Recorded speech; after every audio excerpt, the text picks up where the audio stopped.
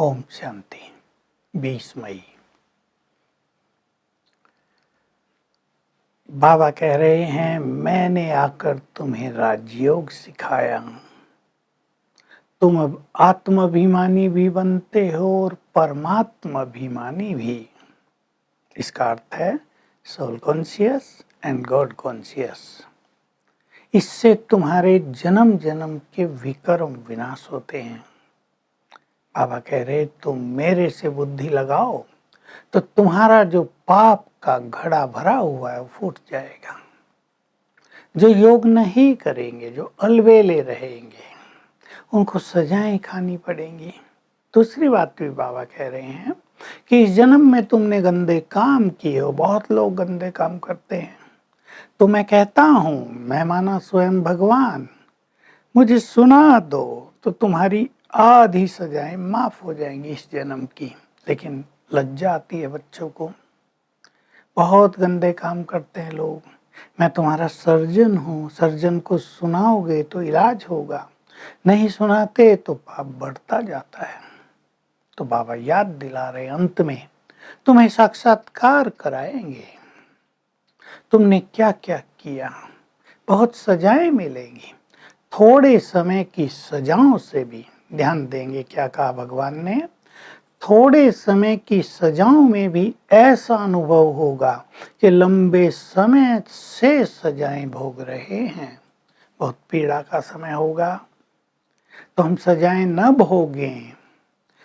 हम अंत में वाह वाह करते हुए बाबा की याद में देह छोड़ें, स्वेच्छा से देह छोड़ें, कष्ट पूर्वक देह नहीं छोड़ें।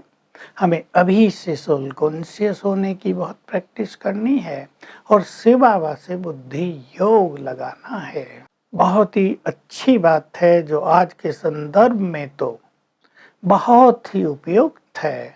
तुम्हें किसी भी देहधारी से प्रीत नहीं रखनी है, नहीं तो तुम्हारी बनी बनाई तकदीर नष्ट हो जाएगी। आजकल हम देख रहे हैं युवक और युवतियां एक दूसरे प्रीत रखते हैं, मैरिजेज होती हैं, डिवोर्स होते हैं, फिर डिप्रेशन होते हैं, कई परिवारों में टेंशन होती है, बहुत परेशान होते हैं लोग। इस एक बात के कारण देहधारियों से अति प्रीत। आत्मा से प्रीत नहीं होती, वो सच्चा प्यार नहीं होता, वो विकारी प्रीत है, वो देह की प्रीत है, वो स्वार्थ भरी प्रीत है, वो प्यार नहीं है, वो विषय वासनाएं हैं। इससे संसार का पतन हो रहा है, पाप बढ़ रहा है। कितनी कन्याओं ने अपनी प्योरिटी खो दी। लगभग सभी मैरिज से पहले ही प्योरिटी खो देते हैं। ये बहुत बड़े पाप की बात है, गंदा नाला बह रहा है। इसलिए बाबा कहते हैं ये कयामत का समय आ गया है। अब इस दुनिया को आग लगेगी, सब कुछ नष्ट हो जाएगा। देखो भगवान बोल रहा है, कोई मनुष्य नहीं। और मैं तुम सबको पावन बनाकर घर ले चलूंगा। इसलिए देहधारियों से प्यार करके तो देख लिया ना जन्म जन्म। अब तुम मुझ निराकार से प्यार करो। तुम जन्म जन्म मुझसे प्यार करते आए, जाने अनजाने में, भक्ति में, श्री कृष्ण के रूप में भी करते आए। अब मेरे से बुद्धि योग लगाओ। प्यार का स्वरूप है बुद्धि उससे लगी रहे, तो जन्म जन्म के जो गंदगी आत्मा में आ गई है वो निकल जाएगी, आत्मा स्वच्छ हो जाएगी, हम पावन हो जाएंगे, हमारी तकदीर महान बन जाएगी। दूसरी एक गुह्य रहस्य भरी बात बाबा कह रहे हैं कि ये जो विश्व का नाटक है, इसके बहुत सारे रहस्य मैंने तुम्हें समझा दिए हैं। मैं ही नॉलेजफुल हूँ। इस सृष्टि के आदि मध्य अंत का ज्ञान तुम्हें देता हूँ। अभी एक राज आज फिर बता रहे हैं कि सभी आत्माओं को इस धरा पर आना ही है परम धाम से, और मैं आ गया हूँ तो मुझे भी सलामी भरने सबको मेरे पास आना ही है। मेरे से मन मना भव का मंत्र सबको लेना है। हाँ, स्वर्ग में जाने के लिए सब पुरुषार्थ नहीं करेंगे, लेकिन मुक्ति में जाने के लिए एक बार उन्हें मन मना भव होना ही होगा। तो देखिए ड्रामा का कितना बड़ा राज बाबा हम सबको ये सिखाते हैं। तो हम भी इस राज को समझकर अपने पुरुषार्थ को तीव्र करें, ताकि हमारी स्थिति महान हो, हम अपनी तकदीर को महान बना सकें और हमारे द्वारा दूसरों की भी तकदीर महान बने। बाबा प्रेरणा दे रहे हैं, तुम मेरे मददगार बनो। मैंने ये यज्ञ रचा है, इस यज्ञ से सभी को ज्ञान मिल रहा है। सब सर्वगुण संपन्न, 16 कला संपूर्ण, संपूर्ण निर्विकारी बनेंगे देवी देवता धर्म की आत्माएं।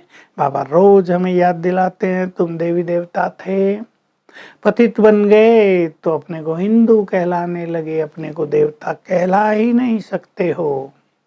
तो अब मैं जो ये कार्य कर रहा हूँ, इसमें तुम मेरे मददगार बनो, ये सेवा करो, अपना सर्वस्व अर्पित करो इस महान यज्ञ में, तो तुम्हारी तकदीर बहुत महान बन जाएगी।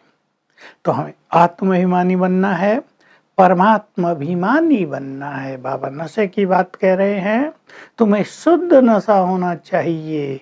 हम भगवान के बच्चे हैं, यह है परमात्मा अभिमानी बनना, गॉड कॉन्शियस होना। हम उसके बच्चे हैं तो उसके वर्षे के अधिकारी हैं। जो कुछ उसका है वो सब हमारा है। ये बहुत बड़ा गॉडली नशा है, स्पिरिचुअल इंटॉक्सिकेशन है ये। इसमें रहने वाले सर्वश्रेष्ठ स्थिति तक पहुंच जाते हैं। तो हमें अपने को बार बार आत्मिक स्वरूप में स्थित करना है और परमात्मा के नशे में भी रहना है। वो हमारा बाप भी है, टीचर भी है, सदगुरु भी है। ये बात भी बाबा रोज हमें सिखाते हैं कि भगवान स्वयं हमें पढ़ाने आया है और सदगुरु बनकर हमें सत्य मार्ग भी दिखा रहा है। वरदान है, ज्ञान सूर्य के सदा सम्मुख रहकर अंतर्मुखी और स्वमानधारी बनो। हम मास्टर ज्ञान सूर्य हैं और शिव बाबा है ज्ञान सूर्य। जैसे कोई सूर्य के सामने खड़ा हो जाओ तो उसकी किरणें पड़ने लगती है ना, चमक बढ़ने लगती है, उसकी किरणों से चेहरा चमकने लगता है। हम भी जितना जितना ज्ञान सूर्य की किरणों के सम्मुख होंगे तो उसके सर्वगुण सर्व शक्तियां हम में समाती रहेंगी, अंतर्मुखी होते जाएंगे और भविष्य का नशा होता जाएगा, जिससे स्वमानधारी होना कहा जाता है। तो ज्ञान सूर्य के सम्मुख रहकर हम स्वमानधारी बने। स्लोगन है, उड़ती कला में रहकर। जो अनेक झंझट झमेलों के पहाड़ हैं जीवन में, उन्हें क्रॉस किया जा सकता है। तो आज हम अभ्यास करेंगे। मैं मास्टर ज्ञान सूर्य हूँ और ज्ञान सूर्य मेरे सम्मुख है, कभी सिर के ऊपर है, उसकी किरणें मुझ पर पड़ रही हैं, सर्व शक्तियों की, प्योरिटी की, गुणों की। Om Shanti. To watch Peace of Mind channel videos on YouTube, subscribe us on youtube.com/tvpeaceofmind. Just a click for a peaceful life.